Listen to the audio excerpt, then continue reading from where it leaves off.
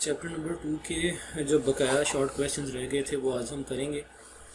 तो सबसे पहले जो है वो स्टार्ट करते हैं 2.12 से। 2.11 तक जो है वो हमने ऑलरेडी इसके शॉर्ट क्वेश्चंस जो हैं वो किए हुए हैं। अभी 2.12 है, show that the sum and difference of two perpendicular vectors of equal lengths are also perpendicular and of same length. Question जो है उसकी स्टेटमेंट को पहले अच्छे तरीके से समझ लें कि आपने शो करना है कि अगर हम सम और डिफरेंस लें किस चीज़ का, दो परपेंडिकुलर वेक्टर्स का, यानी कि अगर हम दो ऐसे वेक्टर्स जो कि आपस में 90 डिग्री के एंगल पे हैं उन दोनों को सम करें और अगर उन दोनों का डिफरेंस लें और उनका जो रिजल्टेंट आता है वो आपने बताना है कि उनके रिजल्टेंट की लेंथ भी सेम है और उनका रिजल्टेंट भी आपस में परपेंडिकुलर है। यानी कि जैसे दोनों वेक्टर्स आपस में परपेंडिकुलर हैं वैसे उनका रिजल्टेंट भी आपस में परपेंडिकुलर होना चाहिए। तो कंसीडर करें आपके पास दो वेक्टर्स हैं। लेट्स से ये एक पहला वेक्टर है ए और ये दूसरा वेक्टर है बी। अब ये ए वेक्टर और बी वेक्टर इन दोनों को जो है वो हम देख सकते हैं कि ये आपस में 90 डिग्री के एंगल पे हैं। यहाँ पे भी 90 डिग्री का एंगल बन रहा है। अगर हम इनको हेड टू टेल रूल से ऐड करेंगे तो ए वेक्टर के हेड के साथ बी वेक्टर की टेल आपको नज़र आ रही है, तो ये इनका रिजल्टेंट आ जाएगा। तो ये आपके पास जो है वो फर्स्ट रिजल्टेंट है जो कि इन दोनों को ऐड करने के नतीजे में आया। दूसरा आपके पास इन दोनों को आपने माइनस करना है। अब माइनस करने का तरीक़ेकार भी हमारे पास हेड टू टेल रूल से मौजूद है। ए में हमने माइनस बी को ऐड करना है। अगर प्लस बी ऊपर की तरफ है तो माइनस बी नीचे की तरफ होगा, तो हम ए के हेड के साथ माइनस बी की टेल को ऐड करेंगे और आप देख सकते हैं कि ये भी 90 डिग्री के एंगल पे है। जब हम ए के साथ माइनस बी के टेल को ऐड करेंगे तो हमारे पास ये रिजल्टेंट आ जाएगा दूसरा जो कि ए माइनस बी की सूरत में है। अब आप देख सकते हैं कि दोनों रिजल्टेंट हमारे पास मौजूद हैं। हमने सबसे पहले शो करना है कि ये दोनों आपस में परपेंडिकुलर हैं। तो वो चीज़ कैसे शो करेंगे? सबसे पहले देख सकते हैं कि जो ऊपर वाली ट्राइंगल है ओ पी क्यू, इसके अंदर आप देख सकते हैं कि ये जो ट्रायंगल है ये एक राइट एंगल ट्रायंगल है। अगर ये वाला एंगल 90 डिग्री का हो तो इसके सामने वाला 45 का होगा। तो हमारे पास फर्स्ट एंगल आ गया QOP 45 डिग्री। दूसरी हमारे पास जो नीचे वाली ट्रायंगल है इसके अंदर भी एंगल जो है वो 45 डिग्री का है। तो दोनों रिजल्टेंट्स के दरमियान टोटल एंगल क्या आ जाएगा? 45 प्लस 45। तो दोनों के दरमियान टोटल एंगल कितना आ गया? 90 डिग्रीज का। तो इसका मतलब ये है कि ये दोनों आपस में क्या हैं? परपेंडिकुलर हैं। तो इसका मतलब ये हुआ कि पहली चीज़ आपने प्रूव कर दी कि दोनों को ऐड करने के नतीजे में जो रिजल्टेंट आ रहा है 1 और दोनों को माइनस करने के नतीजे में जो रिजल्टेंट आ रहा है 2, ये दोनों रिजल्टेंट्स आपस में क्या है? परपेंडिकुलर। 45 प्लस 45 ये टोटल एंगल कितना हो जाएगा? 90 डिग्री। दूसरी चीज़ आपने ये शो करनी है कि दोनों की लेंथ भी सेम है। तो वो आप कैसे करेंगे? आप देख सकते हैं कि a प्लस बी और a माइनस बी, अगर हम इनका टोटल मैग्नीट्यूड ले लें तो वो भी हमारे पास क्या निकल आएगा? सेम, क्योंकि मैग्नीट्यूड का हमारे पास फार्मूला होता है X square plus Y square का स्क्वायर रूट। तो देखें कि a square plus minus B square का स्क्वायर रूट, आपको पता है कि किसी भी नेगेटिव रियल नंबर का जो स्क्वायर है वो भी हमेशा क्या होता है? पॉजिटिव। तो इसका मतलब है कि दोनों का जो रिजल्टेंट है वो भी आपके पास क्या निकलेगा? सेम। तो दोनों रिजल्टेंट्स आपस में परपेंडिकुलर भी हैं और दोनों का मैग्नीट्यूड भी क्या है? सेम। नेक्स्ट क्वेश्चन है 2.13। How would you the two vectors of the same magnitude have to be oriented if they were to be combined to give a resultant equal to a vector of same magnitude? इस question में आपने ये बताना है कि दो vectors हैं और दोनों का मैग्नीट्यूड सेम है। आप उनको किस तरीके से ऐड करें कि उनके रिजल्टेंट का मैग्नीट्यूड भी उनके बराबर ही आए। यानी कि दो वेक्टर्स हैं A और B, इन दोनों का मैग्नीट्यूड बराबर है। आपने इन दोनों को ऐड इस तरीके से करना है कि उनका जो रिजल्टेंट है R, उसका मैग्नीट्यूड भी A और B के क्या हो? बराबर। तो इसका एक बड़ा आसान सा हल है और वो क्या है कि ऐसा सिर्फ और सिर्फ होता है 120 डिग्री के एंगल पे। आप लोगों ने याद रखना है कि जब भी हम दो इक्वल मैग्नीट्यूड के वेक्टर्स को 120 डिग्री के एंगल पे रखते हुए एक दूसरे के अंदर ऐड करेंगे तो उनका रिजल्टेंट जो आएगा उसका मैग्नीट्यूड भी इन दोनों के बराबर होगा। और याद रखें कि ये सिर्फ और सिर्फ एक एंगल पे ही होता है और वो एंगल कौन सा है? 120 डिग्री। नेक्स्ट है question 2.14। The two vectors to be combined have magnitude 60 newton and 35 newton. दो वेक्टर्स हैं आपके पास, अगर हम उन दोनों को कंबाइन करें तो उनका एक 60 है और 35 है, इन दोनों को हम आपस में कंबाइंड कर रहे हैं। ठीक है, आपने बताना ये है कि choose from, pick the correct answer from those given below and tell why is it the only one of three that is correct। आपने बताना है जब हम इन दोनों को कंबाइन करेंगे तो इन तीनों में से उसका आंसर कौन सा बनेगा, 100, 70 या फिर 20। अब यहाँ पे एक ट्रिक उन्होंने यूज की है, उन्होंने ऐड का या सब्ट्रैक्ट का वर्ड नहीं यूज किया, उन्होंने जस्ट कहा है कि दोनों को हम कंबाइन कर रहे हैं, यानी कि इकट्ठा कर रहे हैं। अब कंबाइन करके हम ऐड भी कर सकते हैं और कंबाइन करके हम सब्ट्रैक्ट भी कर सकते हैं। तो इसका मतलब ये हुआ, अगर हम दोनों को ऐड करें तो एडिशन के नतीजे में हमारे पास ये आंसर आता है, अगर हम दोनों को सब्ट्रैक्ट करें तो उसके नतीजे में हमारे पास ये आंसर आता है। तो इसका मतलब ये हुआ कि अगर हम ऐड करते हैं या सब्ट्रैक्ट करते हैं तो कंबाइन करने के केस में हमारा आंसर जो है वो 25 से कम नहीं होना चाहिए और 95 से ज़्यादा नहीं होना चाहिए। तो आप देख सकते हैं कि 70 न्यूटन एक ऐसा आंसर है जो कि 25 और 95 की रेंज में आ रहा है, यानी कि इसके दरमियान में आ रहा है। 20 न्यूटन जो है वो 25 से कम है, 100 न्यूटन जो है ये 95 से ज़्यादा है। तो इसका मतलब है कि इसका जो करेक्ट आंसर है वो क्या होगा, 70 न्यूटन। नेक्स्ट है जी question 2.15। Suppose the sides of a closed polygon represent vector hat arranged head to tail। फर्ज करें कि आपके पास एक क्लोज्ड पॉलीगोन है। अब पॉलीगोन शेप क्या होती है इसका जो है वो सबको पता होना चाहिए। पॉलीगोन शेप, पॉली का मतलब होता है ज़्यादा, तो पॉलीगोन शेप एक ऐसी शेप होती है जिसके अंदर 4 या 4 से ज़्यादा साइड्स पाई जाएं। तो आपके पास एक पॉलीगोन शेप है जिसको हमने हेड टू टेल रूल के साथ ऐड किया हुआ है, आपने बताना है कि उनका सम क्या होगा। तो मैं यहाँ पे एक पॉलीगोन शेप जो है वो ड्रा करने लगा हूँ।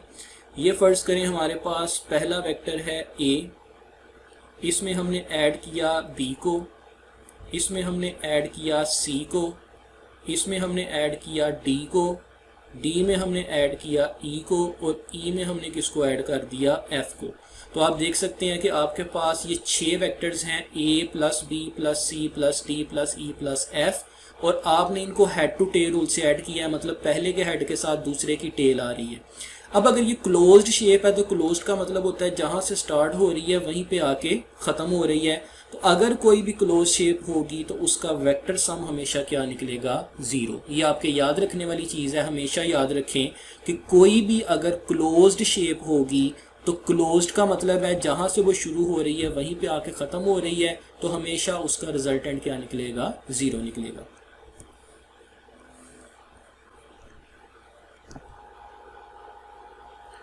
If all the components of the vector a1 and a2 are reversed, how would this alter a1 cross a2। इस क्वेश्चन में वो ये पूछ रहे हैं कि हमारे पास दो वेक्टर्स हैं, एक a1 और दूसरा a2।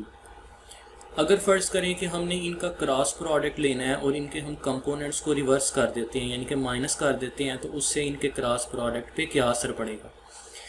देखिए हमारे पास दो वेक्टर्स हैं a1 और a2, इनको हम लिख सकते हैं a1 के कंपोनेंट्स होंगे a1xi plus a1yj plus a1zk। 3 components हैं x, y और z डायरेक्शन में। दूसरा वेक्टर a2 है जिसके कंपोनेंट्स हैं a2xi, a2yj एंड a2zk। अगर हम इन दोनों का क्रॉस प्रोडक्ट लेना चाह रहे हैं तो a1 क्रॉस a2 क्या आएगा, हम इसको मैट्रिक्स की फॉर्म में लिख सकते हैं ijk, a1x, a1y, a1z, a2x, a2y and a2z। अभी हमने इसके कंपोनेंट्स को रिवर्स नहीं किया, अब हम क्या करेंगे, ऑन रिवर्सिंग द कंपोनेंट्स, यानी कि अब हम इसके कंपोनेंट्स को रिवर्स करने लगे हैं। आप देख सकते हैं a1 और a2 दोनों के कंपोनेंट्स के साथ हमने माइनस माइनस के साइन लगा दिए हैं। पहले प्लस थे, अब माइनस माइनस के साइन लग गए हैं। तो अब क्या बनेगा, मैट्रिक्स की फॉर्म में a1 cross a2 ijk minus a1x minus a1y minus a1z और minus a2x minus a2y and minus a2z। हम दोनों रोज़ जो हैं, रो नंबर 2 और 3, इनमें से माइनस माइनस को कॉमन निकाल सकते हैं। माइनस माइनस क्या हो जाएगा, प्लस। तो आपके पास as it is a1 cross a2 आ गया ijk, a1x, a1y, a1z, a2x, a2y and a2z। ये है रिवर्स करने से पहले और ये है रिवर्स करने के बाद। तो आप देख सकते हैं कि दोनों में कोई डिफरेंस नहीं है। तो इसका मतलब ये हुआ अगर हम A1 और A2 दोनों के कंपोनेंट्स को रिवर्स कर देते हैं तो उससे क्रॉस प्रोडक्ट पे कोई असर नहीं पड़ता। नेक्स्ट क्वेश्चन है कि name the 3 conditions that could make A1 cross A2 is equal to 0। आपने 3 वो कंडीशंस बतानी है कि कब कब हम अगर 2 वेक्टर्स का क्रॉस प्रोडक्ट लें तो वो 0 आता है। तो वो 3 कंडीशंस कौन कौन सी हैं? अगर वेक्टर A1 जो है वो नल वेक्टर हो, हमारे पास इसका फार्मूला होता है A1 cross A2 is equal to A1 A2 sine theta n hat. ये क्रॉस प्रोडक्ट का फार्मूला है। तो देखें अगर कोई एक भी 0 हो जाएगा तो उसका आंसर जो है वो हमारे पास क्या निकल आएगा? 0। दूसरी कंडीशन क्या है कि vector A2 is 0 null vector, यानी कि दोनों में से कोई एक 0 होना चाहिए। तीसरी कंडीशन क्या है कि अगर दोनों आपस में पैरेलल हों या एंटी पैरेलल हों। पैरेलल होंगे तो एंगल बनेगा 0 डिग्री, एंटी पैरेलल होंगे तो 180। हमें यहाँ पे साइन थीटा नज़र आ रहा है तो साइन 0 भी 0 होता है और साइन 180 भी 0 होता है। तो इसका मतलब ये हुआ कि ये वो 3 कंडीशंस हैं कि अगर आप A1 और A2 इन दोनों का क्रॉस प्रोडक्ट लें तो इन कंडीशंस में उनके क्रॉस प्रोडक्ट का आंसर 0 आएगा। नेक्स्ट है हमारे पास क्वेश्चन 2.19, आइडेंटिफाई ट्रू और false statement and explain the reason. ये आपको 2 स्टेटमेंट्स गिवन हैं A और B। आपने बताना है कि इन दोनों में से कौन सी ट्रू है और कौन सी फॉल्स है, और साथ रीज़न भी बतानी है कि कौन सी ट्रू क्यों है और वो फॉल्स क्यों है। पहली कंडीशन है a body in equilibrium implies that it is not moving not rotating. आपने बताना ये है कि क्या ये स्टेटमेंट ठीक है कि जब कोई बॉडी इक्विलिब्रियम में होती है तो ना ही वो मूव करती है और ना ही वो रोटेट करती है। तो ये स्टेटमेंट जो है ये पार्शियली करेक्ट है। पार्शियली करेक्ट का मतलब होता है कि कुछ कंडीशंस में करेक्ट है और कुछ कंडीशंस के अंदर फॉल्स है। जैसे आप देख सकते हैं कि अगर फर्ज करें कि अगर कोई बॉडी इक्विलिब्रियम की हालत में हो सकती है तो वो 2 रीजंस की वजह से हो सकती है, या तो वो रेस्ट की हालत में या फिर वो जब यूनिफॉर्म वेलोसिटी के साथ मूव करती है। तो अगर देखें रेस्ट को हम सिर्फ लें तो फिर ये स्टेटमेंट करेक्ट बनती है, अगर यूनिफॉर्म वेलोसिटी को लें तो फिर ये स्टेटमेंट फॉल्स बनती है। तो इसका मतलब है कि इसको हम पार्शियली करेक्ट कह सकते हैं कि ये ठीक भी है और गलत भी है। दूसरी स्टेटमेंट है if coplanar forces acting on a body form a closed polygon then the body is said to be in equilibrium. तो ये वाली आपकी स्टेटमेंट जो है ये क्या होगी? ट्रू। वो कैसे? देखें अगर किसी भी बॉडी के ऊपर कोप्लेनर यानी कि एक ही प्लेन के ऊपर फोर्सेस लग रही हैं और वो एक क्लोज्ड पॉलीगॉन बना रही हैं, तो आपने ये बताना है कि क्या वो इक्विलिब्रियम में होगी। हमने अभी देखा था क्लोज्ड पॉलीगॉन के केस में कि ये फर्ज करें कि हमारे पास एक पॉलीगॉन शेप है, अगर हम इन तमाम को ऐड करते हैं तो इनका जो सम है वो क्या निकल आता है? 0। और सम ऑफ ऑल द फोर्सेस जब 0 होगा तो बॉडी इक्विलिब्रियम की हालत में आ जाएगी। नेक्स्ट है question 2.20, a picture is suspended from a wall bye 2 strings. एक तस्वीर है जिसको हमने एक दीवार के साथ लटकाया हुआ है 2 रस्सियों की मदद से। आपने बताना यहाँ पे ये है कि show by diagram the configuration of the strings for which the tension in the string will be minimum. आपने बताना है कि हम उनको किस तरीके से लटकाएं कि उनकी जो टेंशन है वो कम से कम हो।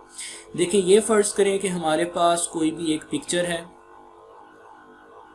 और इसको हमने 2 रस्सियों की मदद से लटकाया हुआ है एक दीवार के साथ। इसका वेट जो है वो डाउनवर्ड डायरेक्शन में एक्ट करेगा। ये इसकी फर्स्ट टेंशन होगी T1 और सेकंड वाली की टेंशन होगी T2। अगर हम इस तरीके से तस्वीर को लटकाते हैं तो दोनों के ऊपर टेंशन जो है वो मिनिमम होगी। तो इसका मतलब ये हुआ कि इस केस में हमारे पास जो है वो टेंशन मिनिमम होने की वजह से दोनों के ऊपर टेंशन बराबर बराबर आएगी। कैसे? अगर हम इस पे कंडीशन ऑफ इक्विलिब्रियम अप्लाई करें, sum of all the forces is equal to 0। देखें इस पे 3 फोर्सेस लग रही हैं, 2 अपवर्ड हैं T1 और T2, एक डाउनवर्ड है वेट। अगर हम अपवर्ड को पॉजिटिव लेते हैं तो डाउनवर्ड को क्या लेंगे? नेगेटिव लेंगे। अब इस केस में आप देख सकते हैं कि हमारे पास जो दोनों अपवर्ड फोर्सेस हैं उनको पॉजिटिव लिया गया और डाउनवर्ड को नेगेटिव। नेगेटिव जो -W है ये दूसरी साइड पे जाके प्लस हो जाएगा, और दोनों चूंकि सेम है तो हम 1 और 2 की बजाय सिंपल इनको T लिख सकते हैं। t प्लस टी होगा 2t और t किसके बराबर आ जाएगा 1/2w के, मतलब आधा वेट इस पे आएगा और बाकी का आधा वेट इस पे आएगा, तो दोनों के ऊपर टेंशन जो है वो मिनिमम होगी। लास्ट क्वेश्चन है, can a body rotate about its centre of gravity under the action of its weight. क्या कोई बॉडी अपने सेंटर ऑफ ग्रेविटी की वजह से अपने वेट के अंदर रहते हुए रोटेट कर सकती है? तो देखते हैं कि इसका आंसर क्या होगा। सबसे पहले आपको ये पता होना चाहिए कि सेंटर ऑफ ग्रेविटी क्या होता है। सेंटर ऑफ ग्रेविटी किसी भी बॉडी का वो पॉइंट होता है जहाँ पे उसका सारे का सारा वेट जो है वो वर्टिकली डाउनवर्ड डायरेक्शन में एक्ट करता है। अब वो क्वेश्चन ये पूछ रहा है कि क्या कोई बॉडी अपनी वेट की वजह से अपने सेंटर ऑफ ग्रेविटी के गिर्द रोटेट कर सकती है। देखें, वेट एक फोर्स है और सेंटर ऑफ ग्रेविटी जो है वो इस केस में पिवट पॉइंट है। हमने ये टॉर्क के टॉपिक में पढ़ा था कि अगर line of action of force pivot point यानी कि एक्सिस ऑफ रोटेशन के अंदर से पास करे तो मोमेंट आर्म क्या हो जाता है, ज़ीरो।